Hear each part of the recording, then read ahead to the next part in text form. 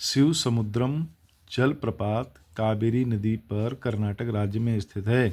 बरकाना जलप्रपात सीता नदी पर कर्नाटक राज्य में स्थित है। कुचिकल जलप्रपात बाराही नदी पर कर्नाटक राज्य में स्थित है। चित्रकूट जलप्रपात छत्तीसगढ़ में इंद्रावती नदी पर स्थित है। इसे भारत का नियाग्रा भी कहा जाता है। इंद्रावती नदी का उद्गम उड़ीसा राज्य से होता है। इंद्रावती नदी छत्तीसगढ़ चित्रकूट जलप्रपात और भारत का नियाग्रा कहते हैं। इंद्रावती का उद्गम उड़ीसा। मांडवी नदी का दूधसागर जलप्रपात है जो गोवा कर्नाटक राज्य की सीमा पर स्थित है। हुंडरू जलप्रपात स्वर्णरेखा नदी पर झारखंड में स्थित है। ठीक है। उसके बाद में कपिलधारा जलप्रपात, एन्ना जलप्रपात तथा धुआंधार जलप्रपात नर्मदा नदी के पर मध्य प्रदेश में स्थित है। ठीक है। पूर्वोत्तर भारत में लैंड सिंह जलप्रपात एवं नोहाकाली कई जलप्रपात मेघालय राज्य में स्थित है। खड़ाधार जलप्रपात उड़ीसा में स्थित है। नाको झील, रेणुका झील, चंद्रताल झील, सूरजताल झील हिमाचल प्रदेश में स्थित है। पुलिकट तथा कोलेरू झील आंध्र प्रदेश में स्थित है तथा हुसैन सागर झील हैदराबाद तेलंगाना में स्थित है। हुसैन सागर झील, उस्मान सागर झील हैदराबाद तेलंगाना में स्थित है। काली वेली झील, सिंगानूलूर झील, लाल पहाड़ी झील तमिलनाडु राज्य में स्थित है। ठीक है। अम्बातूर झील, चम्बरमबक्कम झील तमिलनाडु राज्य में स्थित है। सोलावरम झील, वीरानम झील तमिलनाडु राज्य में स्थित है।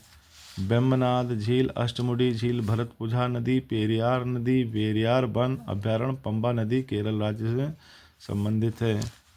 वेम्बनाड झील, पुलिकट झील, पेरियार झील, चिल्का झील भारत की लैगून झीलें हैं।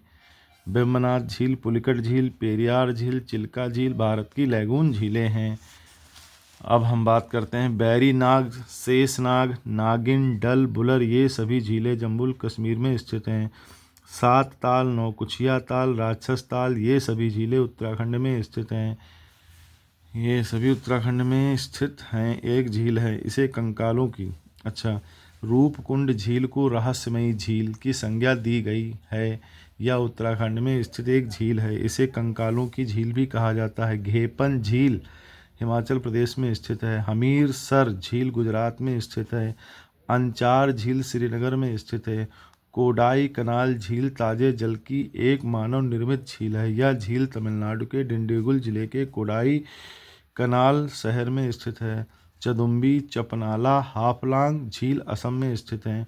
चदुम्बी चपनाला हाफलांग झील असम में स्थित है। डिंडवाना झील राजस्थान में स्थित है। केरल स्थित लैगून झीलों को कयाल के नाम से जाना जाता है।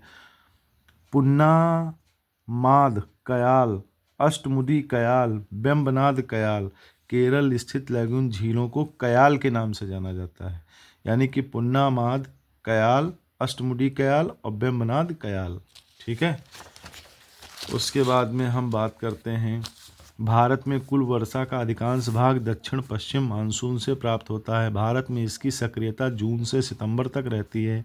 दक्षिण पश्चिम मानसून का प्रारंभ भारत के केरल राज्य से शुरू होता है। भारत में सर्वाधिक वर्षा प्राप्त करने वाला क्षेत्र पश्चिमी घाट, पूर्वी घाट तथा मेघालय है। मासिनराम मेघालय दुनिया का सबसे अधिक वर्षा वाला स्थान है। भारत में सबसे कम वर्षा वाला स्थान लेह लद्दाख है। आम्र वर्षा कर्नाटक एवं केरल से होने वाली मानसून पूर्व वर्षा फुहार है जो आम की फसल के लिए अधिक लाभकारी होती है। पश्चिमी विक्षोभ के कारण उत्तर पश्चिमी भारत में शीत ऋतु में वर्षा होती है।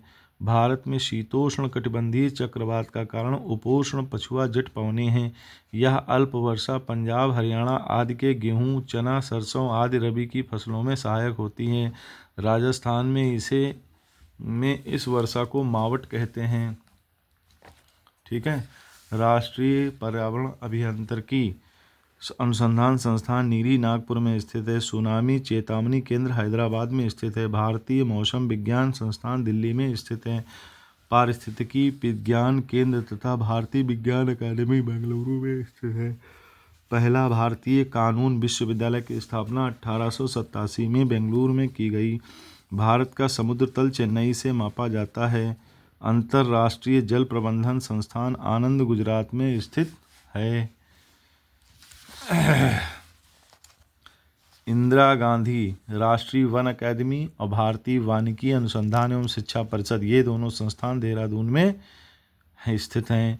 National Bureau of Science, National Bureau of Soil Survey ने मिट्टी, जलवायु के प्रकार एवं प्राकृतिक भौगोलिक परिस्थितियों के आधार पर भारत को 20 कृषि पारिस्थितिकी क्षेत्रों में एवं 60 कृषि पारिस्थितिकी उप क्षेत्रों में विभाजित किया है। काली मिट्टी को रेगुर, कपास की मिट्टी, ट्रॉपिकल ब्लैक अर्थ एवं ट्रॉपिकल चेरोनोजम आदि नामों से भी जाना जाता है। काली मिट्टी कपास की खेती के लिए अत्यधिक उपयुक्त होती है। इसमें लोहा, चूना, मैग्नीशियम कार्बोनेट की अधिकता पाई जाती है।